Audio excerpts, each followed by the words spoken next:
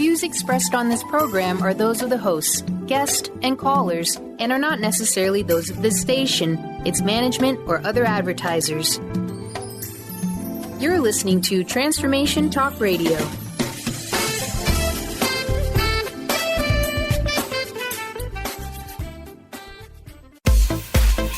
You know that moment when you realize you have mastered your wellness. When you've become so resilient, you can conquer any hiccup life throws you. Yeah, well, me either. But I still ride unicorns. I'll teach you how to become a mindset master.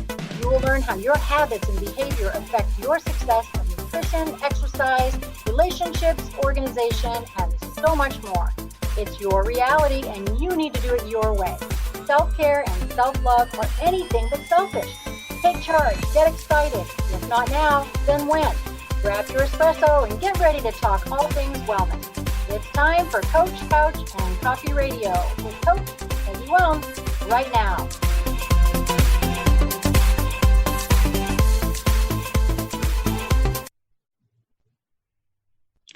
Hey, everybody. Welcome to Coach, Couch, and Coffee Radio. I'm Coach Peggy. So happy to be here with you on Transformation Talk Radio.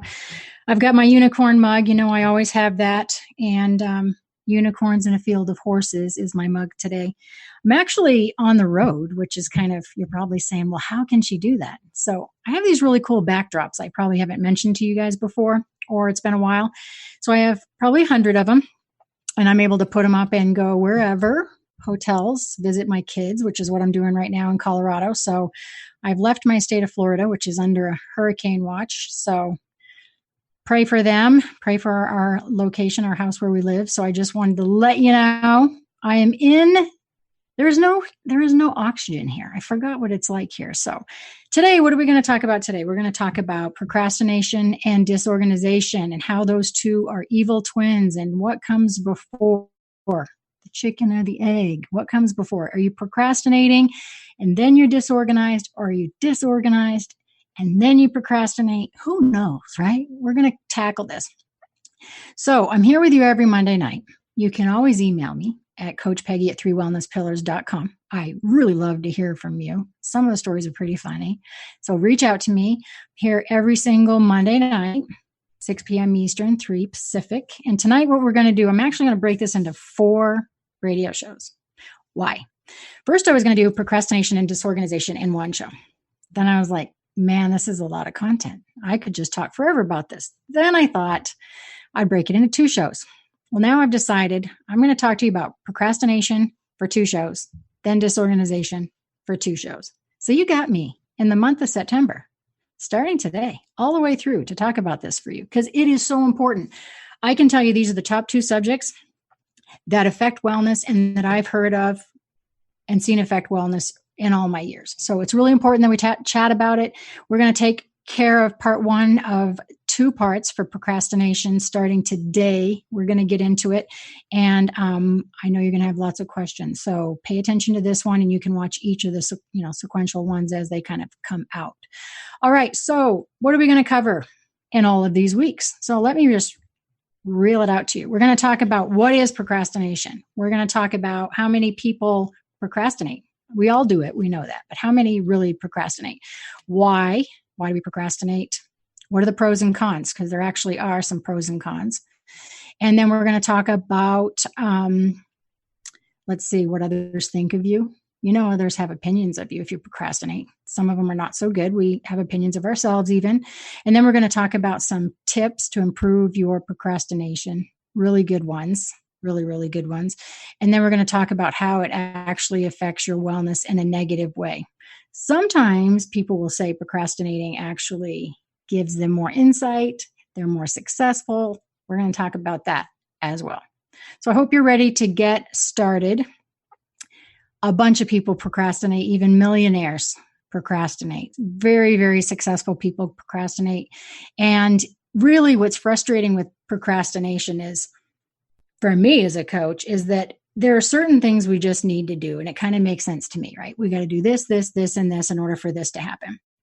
Well, if you're naturally a procrastinator, it's hard for people to sit back and as a procrastinator and go, there are just certain things in life we have to do. There just are. There's certain rules, regulations that have to be done at certain times. One of them that comes to me more specific than any other is taxes. Taxes have to be done at a certain time, and people will put it right up to the very end to get those accomplished. So taxes is a big one that probably the majority of us, or getting our plates on our car. That's another big one, I think. I was famous for doing that for a very long time. So we know that professionally and personally, procrastination affects not only us, but others. And so we want to make sure that you think about this. Do you often struggle starting a project or ending a project? Or maybe both. And then we know that procrastination is really subjective, because I know you're probably thinking right now, well, my level of procrastination is probably different than Peggy's, is different than, John's, whoever.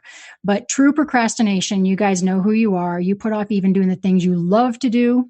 You put off doing things with people you love to do them with, and even the things that you know are the healthiest for you, going to a physician. How many women I have heard over the years that put off their pap smears or, having their, breast exam, stuff like that. Guys never go to the doctor until they have to.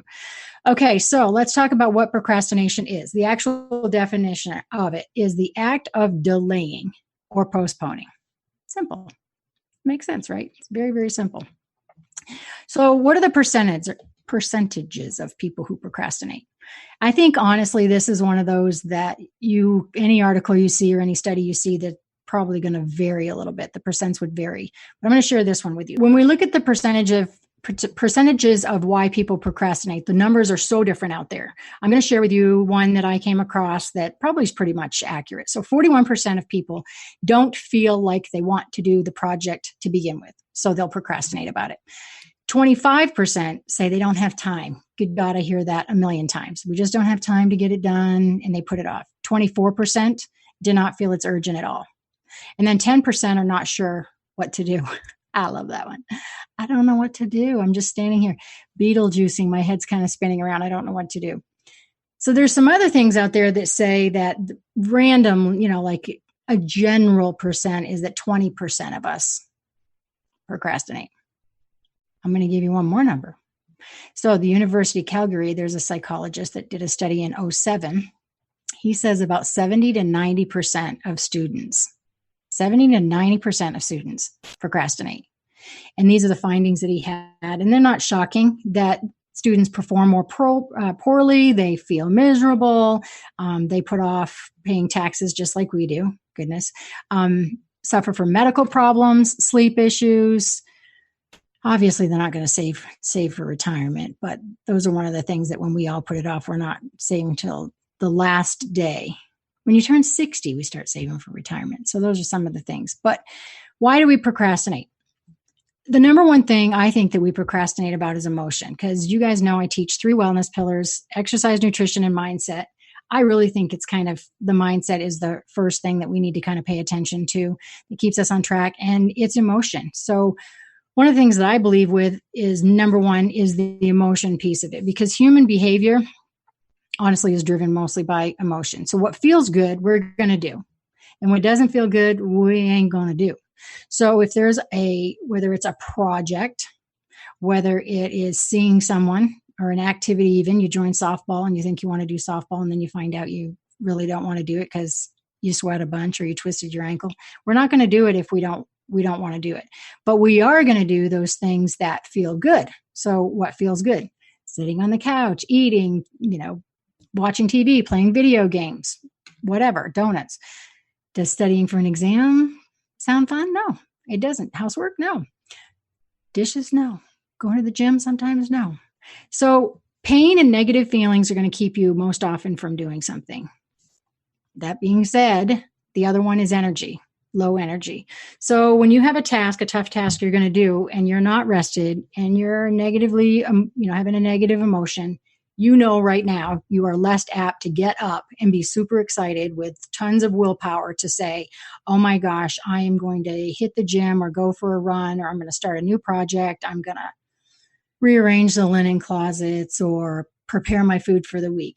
The odds are so low stacked against you that if you are low on energy and low on having negative emotion, that you're going to do those things. So we know that. We also know that those people who are impulsive are also big procrastinators. So why? Why is that? One of the main reasons is that the more impulsive we are, they actually live more in the moment than those of us who don't procrastinate. I'm not a huge procrastinator, but I also don't live in the moment a lot. So if you're living in the moment and able to, you're rafting, you're doing whatever, and you've got to start studying Friday night for an exam Monday morning, but you're having a blast rafting. And then someone says, hey, when we're done rafting, let's go out and have dinner and drinks. Then tomorrow morning when you wake up, you feel like crap. You've got 24 hours now that's gone, but you're in the moment having a good time. Most procrastinators are impulsive, going to keep doing what feels good, meandering through life. So one of the other things is self-regulation, or kind of the inability. I don't want to say it's disorganized. You can be an organized, disorganized person. Yes, you know right where everything is. But the self-regulating piece, not being able to problem solve perhaps, or look at things in an organized fashion, step-by-step fashion, is another reason many people procrastinate. They just can't see those steps. And then irrational beliefs. I told you there's no oxygen here, so sips. Cheers to me. Having a sip of coffee, yeah. I hope you guys are having a sip too. Taking notes of all these irrational beliefs I'm about to tell you about. So irrational beliefs, many times those don't make any sense to anybody else except yourself, and you spin those in your head over and over. That movie just plays over and over. And they can be really self-handicapping. And they can be at a level, an unconscious level, that you don't even have a clue that are happening. So what happens when you have, let's start with low self-esteem or low confidence level? You can create scenarios, concoct situations that you don't even really believe are happening. You don't really know that they're happening, but you believe you're going to be a failure. You don't think that you're going to get the job or done to begin with, and set yourself up to fail with saying things like, I didn't have time. I didn't have the ability. And you could have, but you just didn't have, you had that irrational belief of you created the handicap, per se, is the word I guess I'm looking for. So what about being threatened by success? I hear this several times, and you wouldn't think that I would. So I have people that lose weight and they get close to goal. And I'll warn them. I'll say, hey, what are you going to do when people stop saying, you look like $1 million. You've lost so much weight. You have more energy. And I'll say, be ready, because a lot of people, when they've spent their life gaining and losing weight, they don't know what to do when they get around that maintenance level, that maintenance weight, and they're going to be there. Well, where do the compliments come from? And it sounds weird, but that happens. So when you think about being threatened by success, what are you going to do when you get there? When you get to be successful? This happens sometimes with people that go off to college, and maybe they're the first generation person in their family going to college. And then there are obstacles that they'll create to set themselves up for failure, such as, my parents are getting together this weekend with family members I haven't seen for a long time, or it's the holidays, or maybe grandma's sick and I've got to go home and take a month break from school because I've got to take care of her. So there's all these obstacles that they put in place to be able to then kind of set themselves up to fail, because they see that success, no one's graduated in the family before, I'm the first one. I hope some of these are resonating with you guys. This stuff happens. So what about being a perfectionist? I've talked about this subject to nauseum. You guys have heard this on several of the show's videos. But perfectionistic tendencies. How's that? Enunciated very well. So when you're a perfectionist, good God, who wouldn't want to procrastinate half the time with that? Add it in there. I have no time. Let's put that excuse in there. But when you are a perfectionist, you are going to make sure you do everything properly. And often, if you don't know how to self-regulate your time that it takes to do those things, you're going to be right up against the deadline. And out there, I always quote, some studies say bosses really would rather have you touch base with them and tell them how you're doing and turn something in than have it be, quote unquote, perfect. Then waiting for it to be Monday morning, 8:00, the project's due. And you know what I'm saying? They want to make sure that the job gets done, not that it's done perfectly. So that is one of the other things that I see that procrastinators have, is a perfectionism piece. What about this? Being a thrill seeker, huh? So thrill seekers I have a little bit of this. Thrill seekers love to do stuff right up to the 11th hour. They love to know when something is due. And plus, they have a history typically of being successful at it, which can set themselves up to fail. So they have a habit of something is due in a week, project at work or school, and that PowerPoint comes out crisp and beautiful and clean for the presentation, but they actually didn't even get it done until midnight last night. So those thrill seekers are like living right on that edge, right on the edge of that deadline. So that excitement of being a thrill seeker and doing it right up to the last minute, just think about if the power goes out or if traffic is an issue or you get hurt or sick, that's not going to work for you, even if you thought you've been amazingly, successful at that in the past. So those are some of the reasons people are procrastinators. Okay, now we're going to talk about why. Why else? Well, willpower. I hear this all the time. I think maybe you guys have heard me say, I have a mantra out there I always say is don't expect willpower to show up in the mail or an email. And it just doesn't. I believe there's a willpower muscle in our body that just has to be strengthened. And over time, you have to do little baby step things, take risks, get outside your comfort zone and keep, strengthening it to be stronger and stronger so that in situations such as hitting a hard exercise program, you're going to have the willpower more naturally and easily to go do that, to get it done. So when you think about, there's three things. There is nature, nurture, and practice when you think about willpower. Once you think about those three things. So when you think about nature, there is some hereditary genetic disposition with some people with willpower.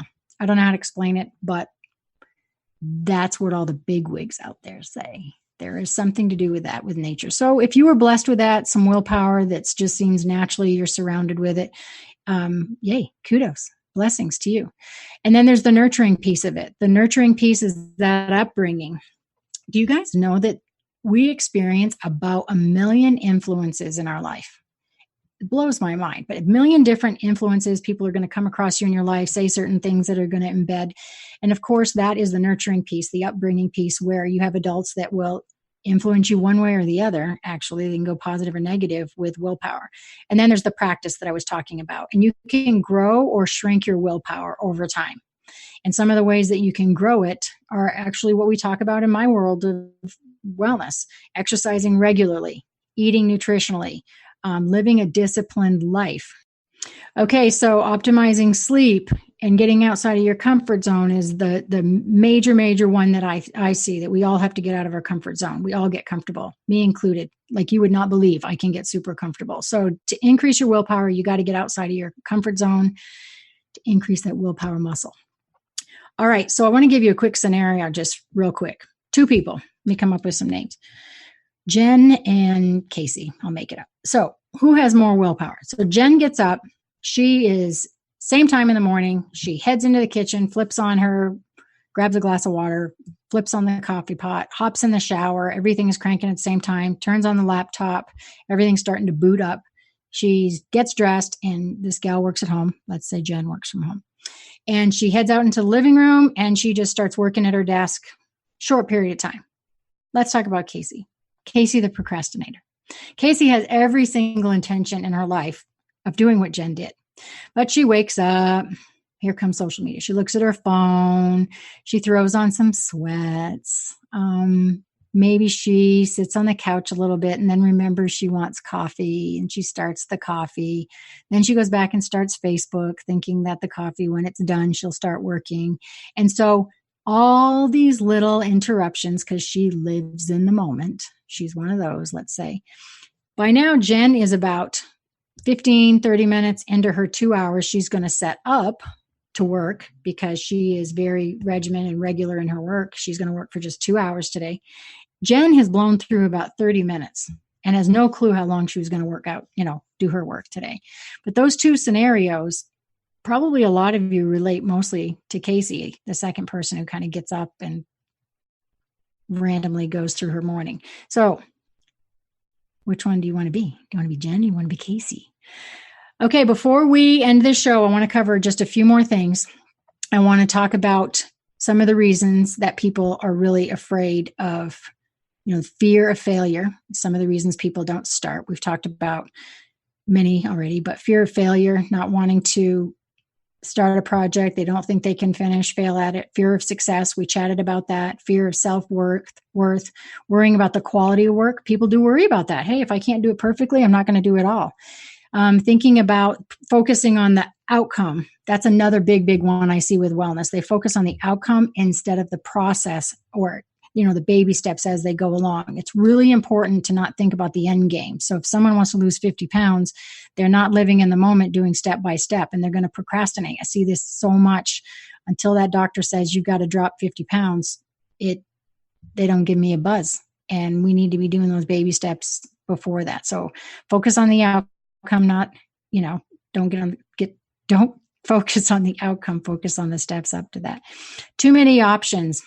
That's one more thing to think about, is to narrow down some of those options and not keep them so broad. Kind of just keep hunkering down those options and think about maybe the top 2 that work for you. All right. Pros to procrastinating. Let's talk. Okay. Pros of procrastinating. The only reason that there's really a pro when you say you procrastinate, and I had to have a come to Jesus with this with myself. The only reason you were successful is that you blocked out your whole entire life. You set up the time. You told people not to call. You didn't exercise. You didn't eat. You didn't do anything. And that's really why you got the project done. Honestly, I don't think there's anything that you guys can tell me that would, if you're a true procrastinator, that I would support you in saying that it's a pro that you keep putting it off and putting it off. With the exception of you have to think through some things to do it well, or baby step projects if it's huge. But anyway, so what do others think? This is the last thing I'm going to tell you before the end of the show. Then we're going to go into the after party. What do people think of you if you procrastinate? Well, reality is you might think of this too. She's lazy. She's a slob. They might disrespect you, think you have lack of self-control, lack of self-management, all those things. And we feel that of ourselves, you guys. So my biggest procrastination, maybe it's popped up on the screen there, I wanted to share it with you guys, is I procrastinate about eating when I'm working. Yep, I do. And I set up some alarms to have me get up away from my desk so that I eat. So thank you so much for joining me today. I'm going to take a break. And when we come back, we're going to have the after party. I'm going to share some scenarios that we can kind of break it down a little bit about procrastination part 1. Part 2 is coming up with you next week. It's on September 9th. And you can reach me at Coach Peggy at 3wellnesspillars.com. And that's every Monday at 3 Pacific, 6 Eastern. So you guys get real and keep it real. Talk to you soon. Take care. Thank you for listening to Coach Couch and Coffee Radio with me, Coach Peggy Wellms. Did you hear something that made you go, or have an aha moment? I live for those. If not, we will get you next time. I will be back every first and third Monday at 3 p.m. Pacific. The tough love you to become smarter, stronger, braver, healthier, and happier. Duh. I will be back with a barrel of positivity, and you never know when a guest might pop in. There is no time for excuses. So don't forget to bring your coffee and an open mind as we talk all things wellness on Coach Couch and Coffee Radio with me, Coach Peggy Wellms. Now go grab a ray of sunshine.